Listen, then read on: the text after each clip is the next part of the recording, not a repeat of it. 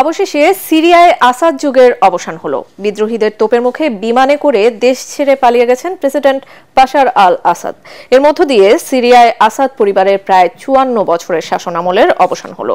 ATS বিদ্রোহী গোষ্ঠী রাজধানী দামেস্কে ঢুকে রাষ্ট্রীয় রেডিও, টেলিভিশন ও বিমানবন্দর নিয়ন্ত্রণে নিয়েছে। একটি কুখ্যাত কারাগার ভেঙে কয়েক হাজার কয়েদিকে ছেড়ে দিয়েছে তারা। একই সাথে সিরিয়ায় নতুন সুযোগের সূচনার ঘোষণা দিয়েছেন বিদ্রোহীরা। প্রেসিডেন্ট বাশার আল আসাদের দেশ ছাড়ার খবর উল্লাসে মেতে উঠেছেন সাধারণ নাগরিকরা। আরো জানাচ্ছেন জাহিদুল আলম।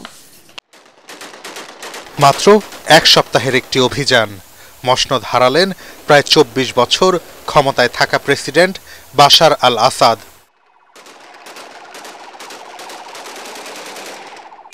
শেষ হল দেশটিতে আসাদ পরিবারের ৫৪ বছরের শাসনামল। গত ৭ দিনে সিরিয়ার দেইল আর জোর, হামা, আলেপ্পো এবং দারা দখল করে এইচটিএস নেতৃত্বাধীন বিরোধী দল। শনিবার তারা জানায় পরবর্তী লক্ষ্য হোমস। তবে ২৪ ঘন্টারও কম সময়ে হোমস পেরিয়ে রাজধানী দামেস্কের দখল নিল সরকার বিরোধীরা। রাত থেকেই দামেস্কের বিভিন্ন জায়গায় গোলাগুলির শব্দ শোনা যাচ্ছিল। তখন অবশ্য প্রেসিডেন্টের দফতর জানায় রাজধানীতেই রয়েছেন বাশার, আর এই সুযোগেই দেশ ছাড়েন তিনি। দেশটির গণমাধ্যমগুলো বলছে শুক্রবার থেকেই বিদ্রোহীদের তোপের মুখে পিছু হটতে বাধ্য হয় সেনাবাহিনী। এমনকি নিরাপদে সরে যাওয়ার সুযোগ চেয়ে দারার নিয়ন্ত্রণও ছেড়ে দেয়। ফলে বলাই যায় দেশটির সামরিক বাহিনীও চায়নি প্রেসিডেন্টের পক্ষে আর লড়তে। বিভিন্ন ভিডিওতে দেখা যায় আল কাইম সীমান্ত দিয়ে আসাদ বাহিনীর হাজার হাজার সেনা ইরাকে পালিয়ে যাচ্ছে। মূলত প্রেসিডেন্ট বাশারের মিত্র রাশিয়া, ইরান এবং হিজবুল্লাহ ইউক্রেন ও ইসরায়েল ইস্যুতে ব্যস্ত থাকার সুযোগ নিয়েছে সরকার বিরোধীরা।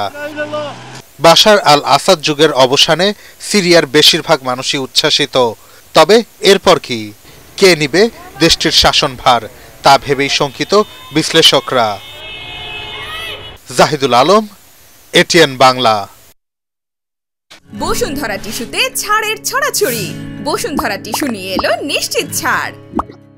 অন্যদিকে প্রধানমন্ত্রী মোহাম্মদ গাজী আল জালালি দাবি করেছেন প্রেসিডেন্ট বাশার আল আসাদ পালিয়ে যাননি, তিনি দামেস্কে তার বাড়িতেই আছেন। পালিয়ে যাওয়ার কোনো পরিকল্পনা নেই বলেও জানান প্রধানমন্ত্রী। একই সঙ্গে বিরোধীদের দিকে সহায়তার হাত বাড়িয়ে দিয়েছেন সিরিয়ার এই প্রধানমন্ত্রী। এ তথ্য জানিয়েছে সংবাদ মাধ্যম আল জাজিরা।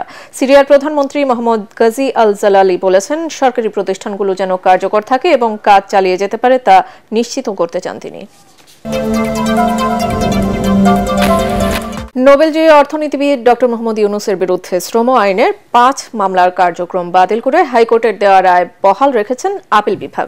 হাইকোর্টের রায়ের বিরুদ্ধে রাষ্ট্রপক্ষের করা লিভ টু আপিল খারিজ করে বিচারপতি মোহাম্মদ আশফাকুল ইসলামের নেতৃত্বাধীন ৩ বিচারপতির আপিল বিভাগ এই আদেশ দেন। এই আদেশের ফলে শ্রম আইনের ৫ মামলার কার্যক্রম বাতিল করে হাইকোর্টের দেওয়া রায় বহাল থাকলো বলে জানিয়েছেন ডক্টর ইউনূসের আইনজীবী। আদালতে ডক্টর ইউনূসের পক্ষে শুনানি করেন সিনিয়র আইনজীবী ব্যারিস্টার মোস্তাফিজুর রহমান খান, আর রাষ্ট্রপক্ষে শুনানি করেন অতিরিক্ত অ্যাটর্নি জেনারেল অনিক আর হক।